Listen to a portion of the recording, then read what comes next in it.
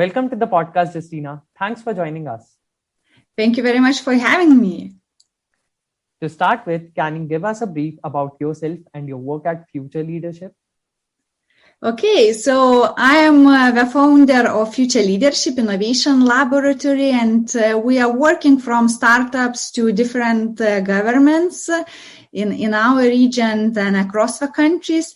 And I am also a co-founder of Alter State Initiative, which is dedicated to empowering women and inviting them to join the innovation area. So we provide mentorship to them. We teach them different tools, and actually we help them along the way to create their own businesses. So basically, my daily work consists of consulting work, different innovation workshops, conferences. I also am active ecosystem member where I, talk a lot about it, make different researches within the domain, and etc., etc. Oh, that's really interesting. I mean, the entire world is moving to this, new era of entrepreneurship. So your work is really inspiring as well as intriguing. Also, I believe that there is always a driving force that pushes you to do what you do. So what is that driving force in your case? And also, I'm really curious if there is a story behind the love for your work. Actually, it's a very good question because I established my agency while I was pregnant with my triplets. So I was expecting my triplets and thought, oh my God, I can't work anymore in job from 9 to 5 because, with 3 small children, I won't be able to travel. So actually, at this point in my life, I started to look around what else I could do. And I was always very much interested in innovation area. But, 6 or 7 years ago, this area was just emerging. I mean, here in my country, we were just started talking about it and no specialists were around, and et cetera, et cetera. So I thought, okay, maybe I can become the one, and I started from, immersing myself into this area. I started to read a lot. I started to participate in different boot camps and innovation programs. I just wanted to build this competence. And later on, when I already had my children, I opened my own innovation agency. And of course, it wasn't from the beginning that I knew what I was doing because I was creating something new. So I started by experimenting. I organized a few different workshops. I tried to learn what is working, what is not. Later on, I changed everything, and et cetera, et cetera. But the most interesting thing which drives me and why I did everything what I did so far, it's I really love to learn. And actually, I can do it without any money, because it's my hobby to learn.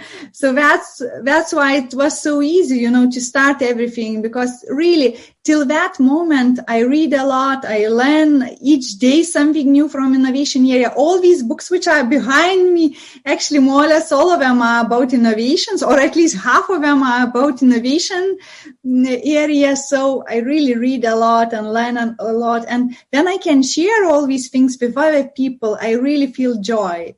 So it's my passion, which I turned into the business.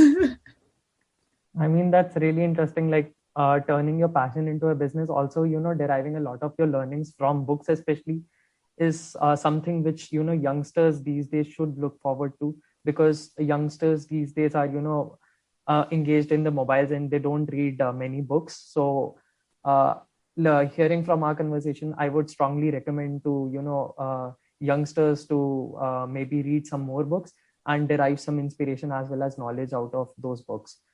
So yeah, so it's really interesting as well as inspiring.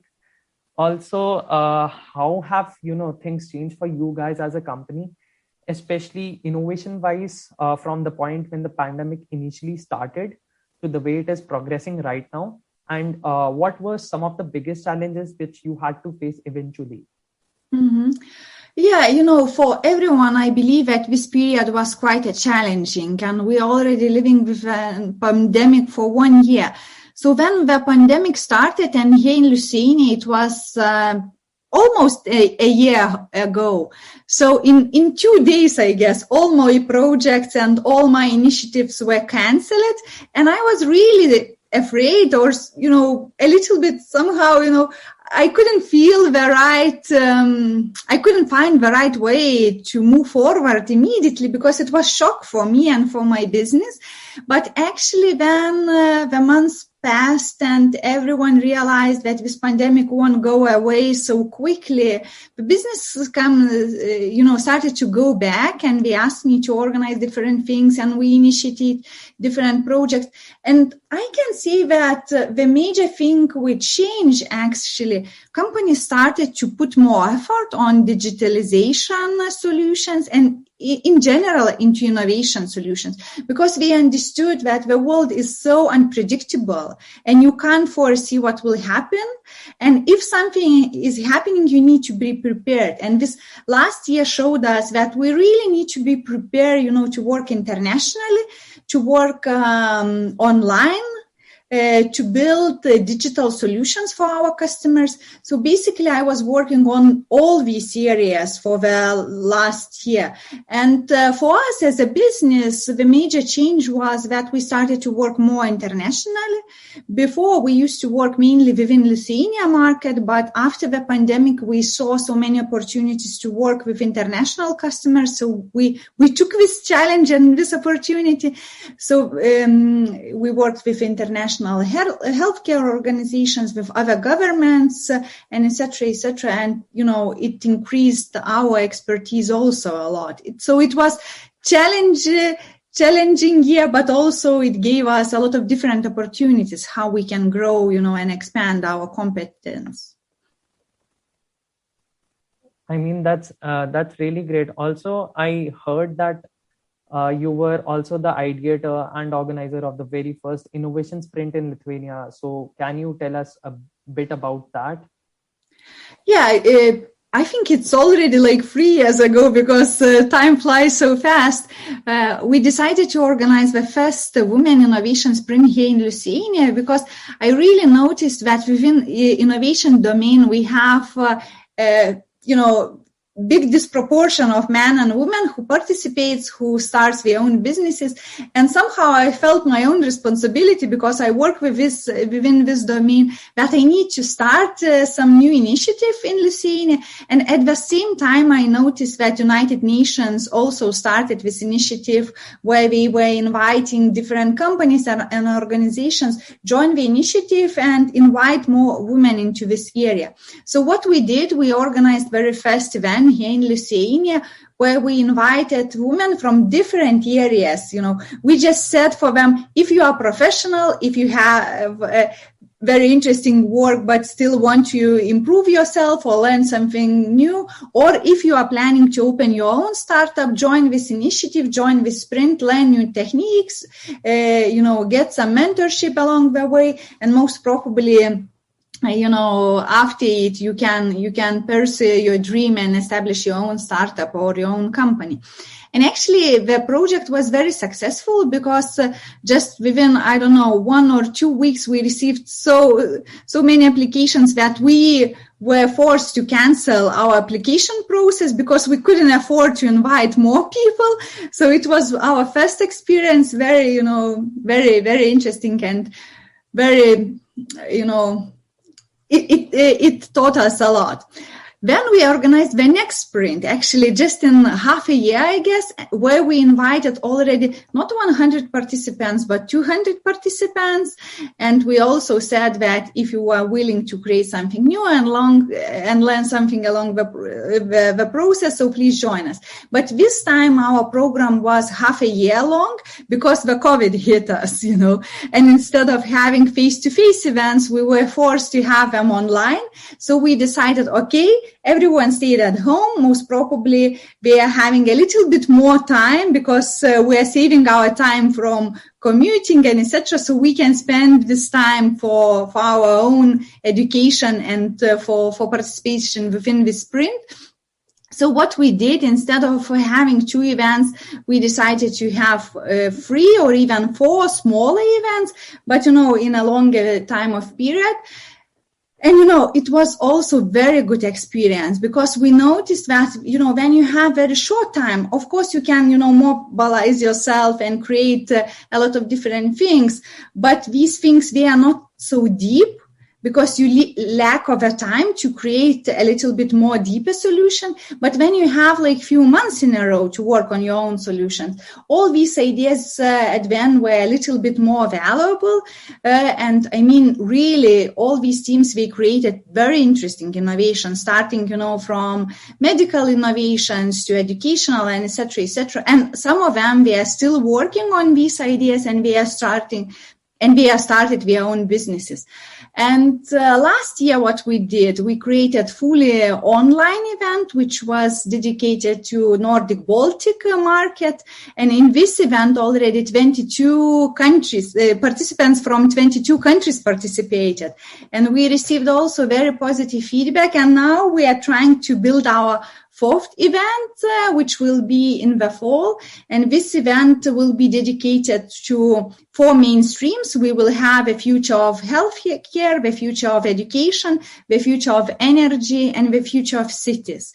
So all our energy, we will divide into 4 different areas, but we think that these 4 areas are like the main ones, which will decide our future, how we will live in this post-pandemic world.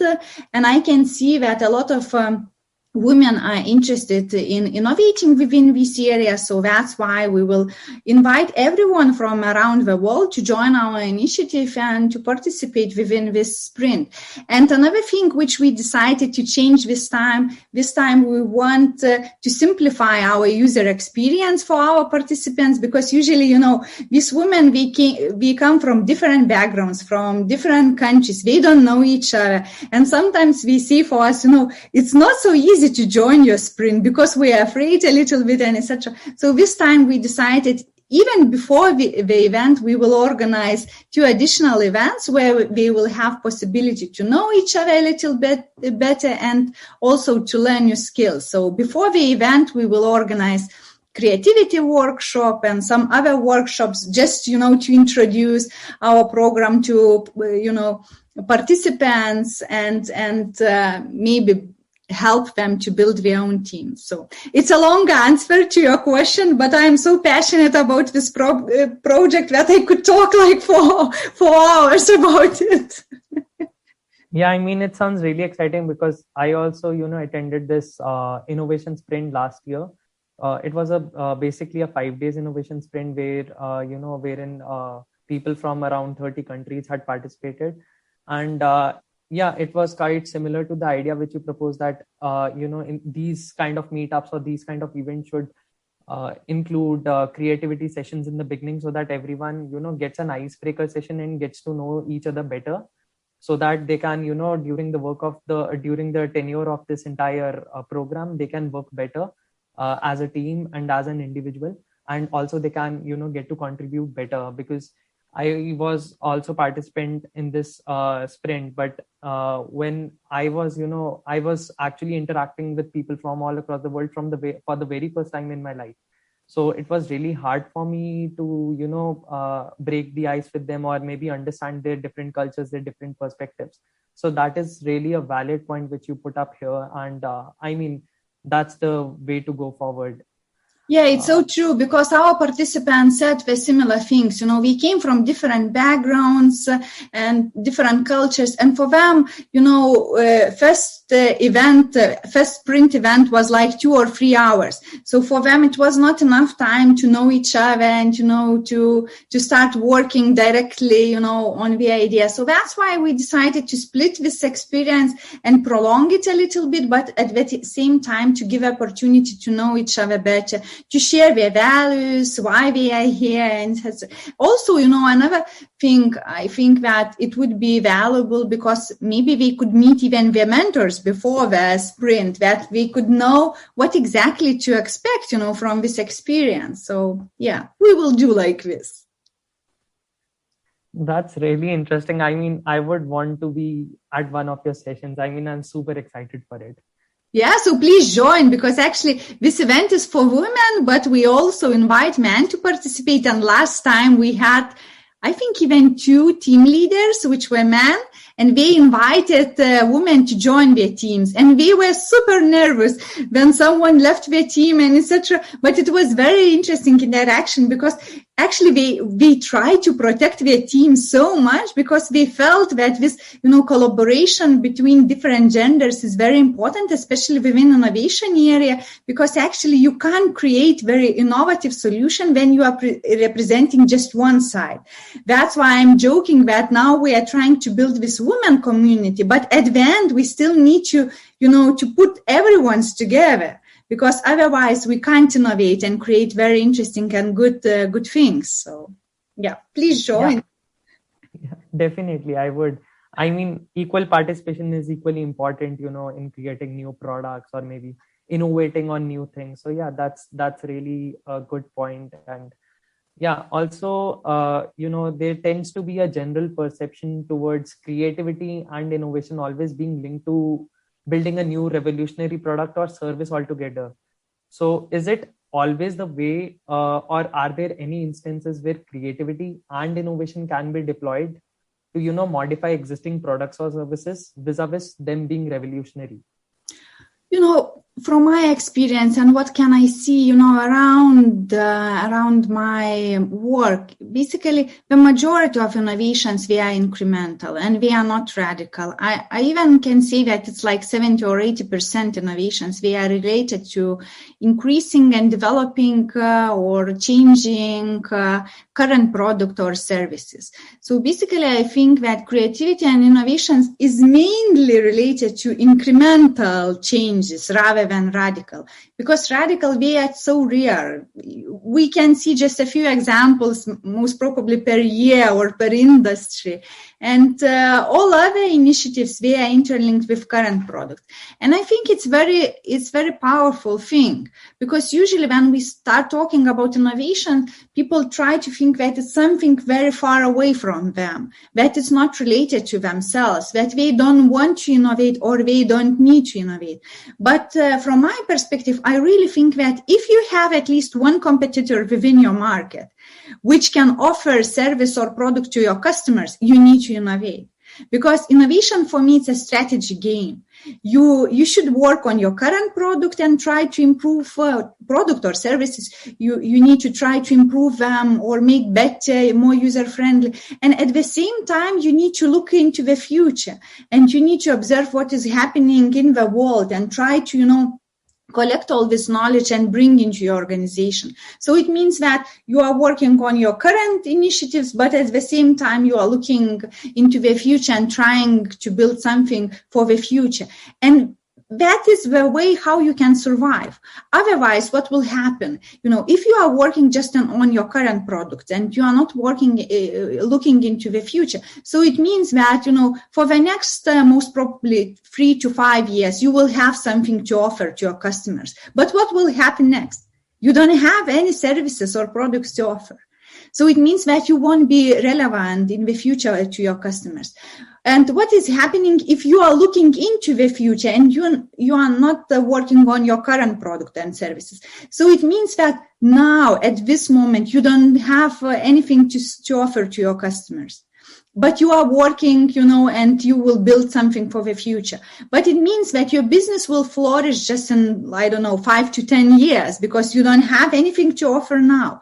So, it's very interesting that, innovative companies, they are working on both sides at the same time. And it's very difficult because the risk is completely different. When we are talking about risk, when you are working on your current product and services, the risk is much lower. Of course, it is. It's still quite high because, in innovation area, we have 6 ideas out of 10 are bad. So it means that basically you are experimenting all the time and you need to do it in order to have something new to propose for your customers. So, it still has some risk. But when we are talking about these radical ideas, they have much higher risk within themselves. So it means that even from company perspective, you need to understand that these risks are different. You need to measure it differently and etc. It's not so easy to innovate. But, it's worth it. It's definitely worth it because we can see from our international environment, from our global situation nowadays, that those companies which innovate, which try to create something new, they win in the short and in the long time period. So anyway, you need to innovate. I mean, yeah, killing your own idea before anyone else does is, much needed in companies today, especially when there is so much saturation in the market already.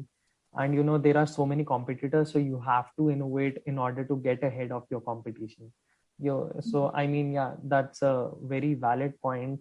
And also, there's this term which is, recently coming up in youngsters today, which is called design thinking. So, can you help us demystify design thinking for us? I like design thinking a lot, and it was my first methodology with which I started my work and my innovation laboratory. Design thinking, it's innovation method. It's the main, I would say, innovation method. It's like a layer for your, the first few bricks for your house. You need to know design thinking in order to innovate, and later on you can mix all these different methodologies and etc. So what does it mean? So it means that design thinking has some stages which you need to go through in order to, innovate. They are not linear. They can be mixed between themselves and etc. So the first stage is empathize, or to, basically what does it mean? Just to put yourself into the customer's shoes. And it might sound very familiar, and it might sound that everyone is talking about it, but just try to ask how many did it, and you will understand that it's not so easy to do. Because this empathy, it doesn't mean that you are looking at your customer from, outside. No, you need to you need to put yourself into their shoes. So, for instance, if we are talking about some particular service, try the service by yourself. Try to understand what does it mean to use your own service. What mistakes you can notice. What is not comfortable for you, and etc., etc. So sometimes I even give to my audience example that, when we are talking about empathy within design thinking process, we are talking like, actor and his character. When you are an actor, you are not looking into your character from outside. You are trying to become your own character. So here is the similar. If you want to start building innovative solution or service, try to put yourself into your customer's shoes. Try even to, go into your customer house. Try to observe what is the, environment. For instance, here we could see that I read a lot. I like some art. I work online just by being in my room. So try to put yourself into the situation. So it's the first stage. The second one is ideate. As soon as you will realize what problem you want to solve, and by empathy stage, by going with your customer together in their shoes, you will understand what problems do they face. After it, you need to come up with as many solutions as possible. So this ideation phase is mainly related to quantity, and just later you will analyze, are these ideas for implementing? Can we afford them? Are they feasible? And etc., etc. So ideation phase is mainly about quantity, and try to, find out as many solutions as possible to your current problem. The third stage is prototyping. So when you realize the problem, when you ideate a lot of different ideas, try to prototype it. And it doesn't matter what you are building. Is it like a pen or a glass of water? Each time you can create these objects from paper, from other materials, just to try and see what is happening. Are they comfortable for your customers? Is it okay for them to hold, for instance, such a big glass, or maybe their hands? For instance, if you are building such a glass for children, it's not worth doing because it's too big, it's too heavy, and etc. So you immediately will notice what is happening with this product or service. So prototyping is basically, you need to simulate that this service or this product is already exist and put it in front of your customer. And you will get immediately feedback, and your customers will share, is it, is it the way they would like to solve their problems? Are they planning to pay for it, and etc., etc. And as soon as you will test this prototype, you will receive a lot of valuable feedback. And sometimes some authors are talking about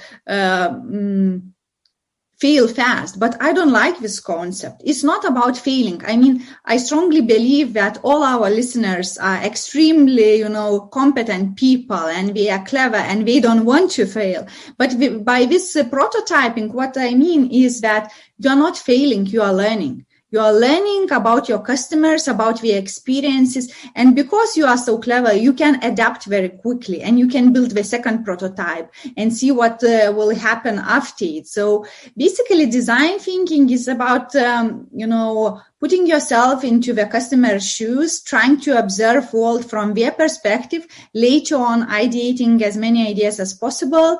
When you select these ideas, you need to build prototype and see what will happen if you put this prototype into the life cycle. Do they use it? Do they like it? Do they want to pay for it? And later on change it based on this feedback, and just then launch your final product. So it sounds a little bit more complicated, but basically it's about experimenting and trying to implement your ideas, not in full scale, but piece by piece, and, getting feedback and just then, create your final version.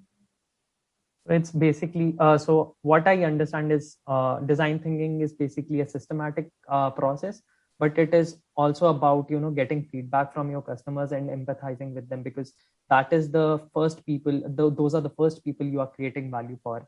And if you don't empathize with them, you won't create enough value for them, and you won't be innovative as other companies in your competition. Yeah, exactly. During the design thinking process, at least twice you will meet with your customers. And it's easier to say than to do, because I met so many companies. They wanted to create such a brilliant product, but they were so reluctant to meet with their customers. And actually, this was the main challenge, because, while, if you want to create something and you are not talking with your direct audience, it's not good. I don't believe that it's the process which audience should try to do it. I mean, that's really insightful, but heavy on the mind as well, because these methodologies are really hard to implement in real life. I mean, it sounds like a step-by-step plan, but once an entrepreneur or once an innovator goes to the field and tries to follow these methodologies, they actually find that it's really hard to implement on ground. Yeah, it's hard, but what I would propose then for those entrepreneurs, just imagine yourself within the family interactions. If you want to create something new, or for instance, rearrange your room or etc., you still have some conversation with your family. What is working, what is not, what you do, what you like and what you don't, and such. It's similar way. We just need, our normal practices to put into our work and try to, involve with as many people as possible, especially when we are creating something new. So it's not so, difficult as it sounds. It's basically about conversation with your final user. I mean, that's really insightful. And so what would be your advice to, the young entrepreneurs who are, listening to this podcast, and who are, passionate about innovation and entrepreneurship, and especially about organizing innovation sprints? Okay, so my advice would be observe the world, first of all. Try to learn as many things as possible, not just within your domain, but within others as well. Because then you will start noticing, different signals. For instance, if you are working within innovation area, try to learn something about medicine, try to learn something about transportation, and you will start seeing, different patterns. And these patterns will help you to create something very innovative and new. Another thing is emphasize yourself with your users. Try to talk with them, try to know them, try to imagine what is their worldview, what is their world in general, how do they see the situation, what is the the major challenge for them. And the last thing I would say, do things, because, it's very easy to know the path, but it's very difficult to walk the path. So my suggestion would be try to walk this path.